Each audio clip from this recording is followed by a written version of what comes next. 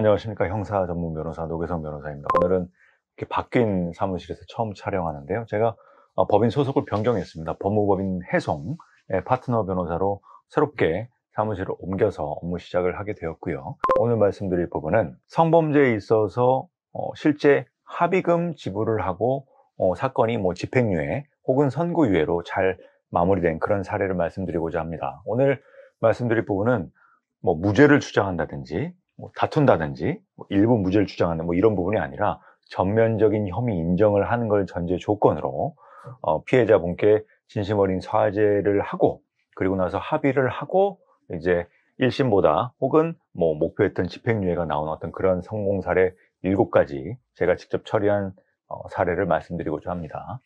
첫 번째는 이제 카메라 이용 촬영 혐의였어요. 이 사건 같은 경우는 1심에서 카메라 촬영 혐의로 벌금형이 선고되었던 그런 사안이었습니다. 근데 문제는 이 청년이 공무원 시험을 준비하는 전도 유망한 그런 청년이었어요. 현직 공무원도 100만 원 이상의 벌금형 성범죄 처벌을 받으면 바로 당연 퇴직되게 되어 있습니다. 법에 그렇게 되어 있고요. 그렇기 때문에 성범죄는 정말 조심해야 됩니다.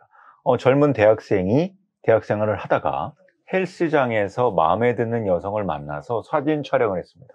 레깅스를 입은 그런 사진이었죠. 실제로 좋아했던 어떤 호감이 있는 그런 여성을 조금 관심 있게 보다가 사진 촬영을 했는데, 문제는 그 사진 촬영을 하는 모습을 다른 운동하는 사람이 발견을 해서 신고를 했고, 이제 사진 촬영을 하는 모습이 CCTV에 잡히고 하는 과정 속에서 그 당사자가 그 영상을 지우게 됩니다. 하지만 헬스장 내에서의 CCTV에서는 그것이 보였고, 결과적으로는 1심 때는 제가 담당을 안 했습니다. 1심에서 벌금 500만 원이 나왔습니다. 그러면은 아무런 전과가 없고 앞으로 공무원 시험을 하고 이래도 법조인이 되려고 준비할 수도 있죠. 그런 사람이 벌금 500만 원의 성범죄 전과자가 된다? 그러면 이제 앞으로의 어떤 진로에 있어서도 문제가 생기고 공무원 지원도 안 돼. 아무래도 성범죄 전과자가 되니 이제 경찰서에 가서 신상정보 등록도 해야 되는 어떤 그런 좋지 않은 상황에 처한 것이죠. 결국 2심에서는 무죄 주장을 계속 할까 고민을 했지만 제가 사건을 봤을 때 무죄 주장을 하는 것이 적절하지 않다고 생각이 되어서 결국은 2심에서 합의를 하고 1심 판결을 파기하고 선고유예가 받았습니다. 그러니까 선고유예는 혐의를 인정을 해야지만 선고유예가 나옵니다. 선고유예는 혐의 인정하지 않으면 안 나옵니다. 결국은 1심에서 벌금이 나왔지만 선고유예로 그래도 1심보다는 낮은 형량으로 목표가 성취된 그런 사안이 있고요. 두 번째는 미성년자 의제 강간 혐의였습니다. 제가 이제 미성년자 의제 강간 혐의도 많이 하는데 명심하셔야 될 거는 미성년자 의제 강간 혐의도 강압적인 성관계는 아니지만, 그리고 어떤 인터넷이나 핸드폰 어플로 만든 사람, 그 어린 학생에 대한 어떤 성행위를 매개로 하는 것인데, 이것도 합의를 안 하면 거의 실형이 나옵니다. 실형이 나와요. 물론 실형이 안 나오는 예외적인 경우도 있습니다. 정말 몰랐다고 한다든지, 아니면은 성행위 자체에 어떤 그런 특수한 상황이 있다든지, 그러면 예외적으로 집행유예가 나오는 경우도 있긴 하지만 거의 대부분 실형이 나옵니다. 제가 했던 사건 같은 경우도 1심에서 공탁 500만 원을 걸었지만 1심에서 실형이 나와서 제가 2심에서 담당을 해서 업무 처리를 했고요. 합의도 한 번 사죄문을 전달하고 한다고 해서 합의가 되는 게 아닙니다. 2번, 3번, 그리고 계속적인 어떤 마음, 그리고 왜 합의에 이르게 됐는지 어떤 이런 부분을 또 설명하는 그런 과정이 있어야 되기 때문에 제가 꽃을 들고 찾으러 가기도 하고 커피를 들고 찾으러 가기로 하고 제가 직접 찾아가는 그런 과정이 있고요. 결국 그래서 2심에서는 미성년자 의제 강간 혐의 같은 경우는 1,000만 원에서 2,000만 원, 1,500만 원 조금 이렇게 분포가 다양하긴 하지만 보통은 1,000만 원 이상 이제 지불을 하고 합의되는 경우가 일반적입니다. 그렇게 합의에 이르러서 2심에서는 집행유예가, 1심에서는 실형, 2심에서는 집행유예로 사건을 마무리한 사안도 있고요. 중강간 같은 경우는 합의금이 굉장히 셉니다. 강간 같은 경우는 최소 합의금이 3천 이상 더 올라가는 경우도 있고요. 어떤 피해자와의 어떤 관계 이런 부분 통해서 금액이 조금 달라지는 부분이 있습니다. 근데 이거 같은 경우는 제가 중강간 같은 경우는 1심에서 합의한 경우도 있고 2심에서 합의한 경우도 있어요. 이 1심에서 합의가 되면 집행유예가 바로 나오는 것이고, 만약에 1심에서 합의가 안 된 상황에서라면 이제 구치소에 구속이 된 상태에서 2심에서 합의가 돼서 뒤늦게 나오는 경우가 있겠죠. 그래서 제가 했던 경우는 중간간에서 1심에서 조금 3천만 원 이상의 금액을 지불하고 합의가 된 그런 집행유예 성공 사례가 있고, 또 강간치상 혐의로 1심에서 어떤 구속이 됐습니다. 한 3년 넘는 형량이 3년 6개월 정도 아마 나왔던 것 같은데요. 그 경우 같은 경우는 이 강간치상이었기 때문에 조금 더 합의금이 더 많았습니다. 그래서 합의금을 지불하고 정말 힘겹게 합의가 되어서 집행유예로 석방이 되신 그런 사안도 있고요. 미성년자 또 유행, 추행 어떤 이런 혐의 같은 경우도 한 1,000만 원 정도 보통은 이제 합의금으로 지하철에서의 어떤 성범죄라든지 어떤 카페에서나 어떤 클럽에서의 어떤 가벼운 신체 접촉 이런 경우가 아니면 합의금이 한 1,000만 원 넘어가는 경우가 많습니다. 미성년자 유인, 추행 어떤 이런 혐의로 관련돼서 1심에서 저희가 1,000만 원의 합의를 했고 집행유예를 선고받은 그런 사안도 있고요. 성폭력 범죄 처벌에 관한 법률 위반, 성적 목적 공공장소 침입, 그리고 카메라 촬영 혐의로 1심에서 실형이 선고됐는데 2심에서도 이제 합의금을 지불하고 제가 집행유예를 선고받아서 사건이 잘 마무리된 그런 어떤 합의 후 성공 사례들이 있습니다. 마지막으로 7번째는 일반적으로 이제 강제추행, 직장 내에서의 어떤 회식 이후의 어떤 강제추행 부분인데요.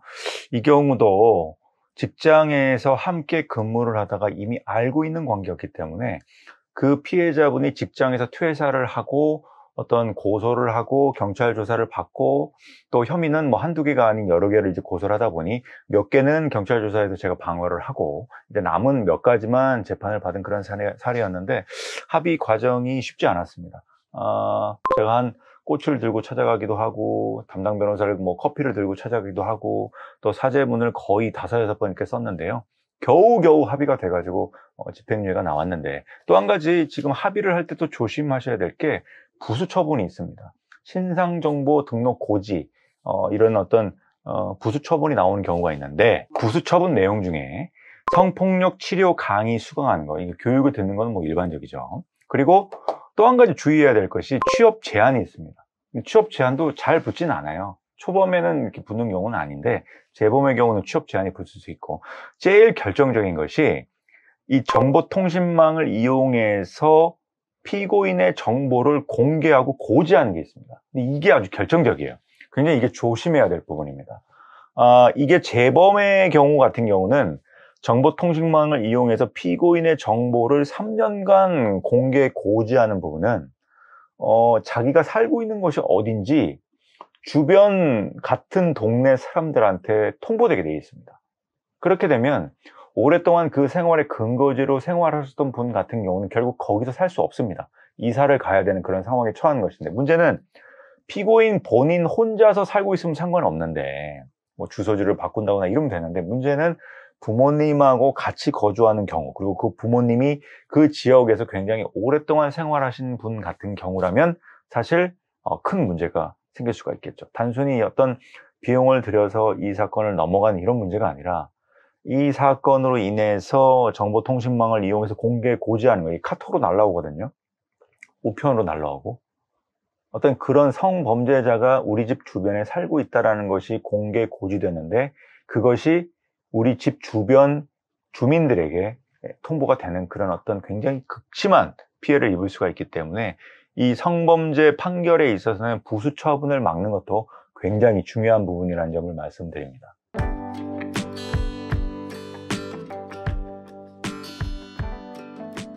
제가 사실 정말 의뢰인분을 도와드려야겠다고 여러 가지 마음먹는 그런 사건 중에 성범죄에 있어서 혐의를 인정하고 합의하는 업무를 참 도와드리고 싶은 생각이 듭니다. 왜냐하면 부모님이나 어떤 가족분들 입장에서는 갑작스럽게 일어난 일이고 그리고 성범죄라는 것이 정말 단 하루 아니면 몇 시간 몇 분 이렇게 짧은 시간 내에 순간적으로 일어나는 것이기 때문에 정말 뭔가 의도하고 계획해서 뭔가 이런 어떤 처참한 결과가 나온 것이 아닐 수 있기 때문에 어떤 합의를 하고 사죄를 하고 합의를 하는 과정 속에서 다시 평온한 일상으로 되돌아갈 수 있는 어떤 이런 도움을 드리는 부분은 제가 변호사로서 피해자분에게 사죄를 드리고 피고인이 진심 어린 반성을 하고 어떤 이런 부분을 도와드리는 부분은 제가 꽃을 들고 찾아가고 커피를 들고 찾아가고 사죄문을 작성해서 거기 앞에 사진을 찍어가지고 이렇게 같이 방문을 해가지고 어떤 사죄의 메시지를 피해자분과 혹은 국선 변호사분, 피해자분 측 어떤 고소 대리인 변호사분께 어떤 전달하는 부분은 당연히 꼭 해야 될 절차이고 이런 업무에 있어서는 또 변호사의 어떤 도움을 받는 부분이 문제 해결에 도움도 되고, 제가 했던 사건 같은 경우도 이미 1심에서 실형 선고가 나와서 정말 간절한 도움이 필요하신 분들이 저한테 연락을 주셔서 제가 해결한 여러 가지 케이스들이 있으니, 도움이 필요하신 분들은 제게 연락을 주시면 제가 최선을 다해서 업무 도움을 드리도록 하겠습니다. 감사합니다.